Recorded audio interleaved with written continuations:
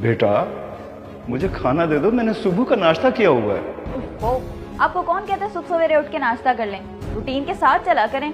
अब मैं कोई नौकर तो नहीं हूं ना कि सारा दिन खाने बनाती रहूं। बेटा तुम्हें तो पता है कि मैं शुगर का मरीज हूँ, इसलिए सुबह सवेरे उठ के खुद ही बना लेता हूँ ताकि तुम लोगों को परेशानी ना हो। बड़ी बहू से कहा है, वो कहती है छोटी बहू को कह दो। हाँ, सबको मैं ही तो फारिग नजर आती हूँ यहाँ पर। देखें ससुर जी, बात है सीधी, जब शाम में आपका बेटा आएगा ना घर, आपको खाना तब मिलेगा। अगर तब तक आपसे भूख बर्दाश्त नहीं होती तो बाहर से जाके खा लें। मैंने कोई ठेका नहीं उठाया हुआ आपका। ये क्या किया तूने कमबख्त?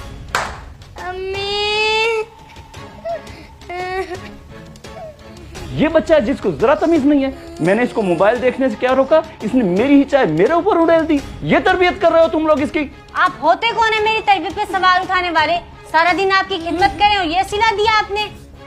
देख लिया अपनी आंखों से अपने अब्बा का गुस्सा। आपकी गैर मौजूदगी में यही सब कुछ होता है। मैं बेचारी फिर भी खामोश रहती हूँ। बस अब बहुत हो गया। झूठ बोलती है बदबख्त, तुझे शर्म नहीं आती इल्जाम लगाते हुए? अरे जुल्म तो तुम सब लोग कर रहे हो मुझ पर। जब से जायदाद मैंने तुम्हारे नाम की है, सारी बुराइयां मेरे अंदर आ गई हैं। सब लोग कहते थे कि मत कर ऐसा, मगर मैं ही पागल था औलाद की मोहब्बत में। तो जायदाद देके कौन सा एहसान कर दिया आपने? वैसे भी ये हमारा हक था, आपके मरने के बाद हमें ही मिलना था। मैं भी अब तंग आ चुका हूँ रोज के इस फसाद से, बहुत बर्दाश्त कर लिया। बिल्कुल सही कह रहे हैं भाई। कौन सा दुनिया से अनोखा काम करके एहसान कर दिया आपने हम पे? पूरी दुनिया के वालिदैन यही सब करते हैं, और ऊपर से आपकी आए दिन की हरकतें, हर चीज में टोकबाजी। जरा शर्म नहीं है तुम लोगों में, और अपनी बीवियों की भी चालाकियां नजर नहीं आती। जायदाद मिलते ही मैं बुरा बन गया। तुम जैसी औलाद से तो बेहतर था कि मैं बेऔलाद ही रहता।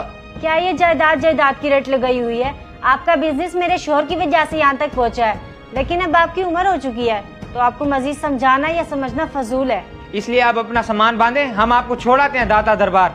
वैसे भी ये हम दो भाइयों का घर है, जिसे चाहे रखिए और निकाल दें। रोज का तमाशा बनाया हुआ है। क्या मतलब है तुम्हारा?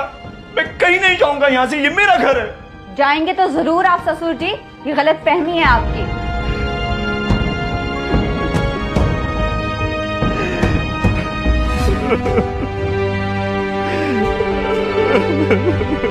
अरे बुजुर्गो, आप रोए मत। वैसे अगर आपने ये गलती ना की होती, अपनी जिंदगी में ही अपनी जायदाद अपने बच्चों के नाम ना करते, तो शायद सूरत हाल इसके बरक्स होती। बस बेटा, औलाद की मोहब्बत में इंसान अंधा हो जाता है।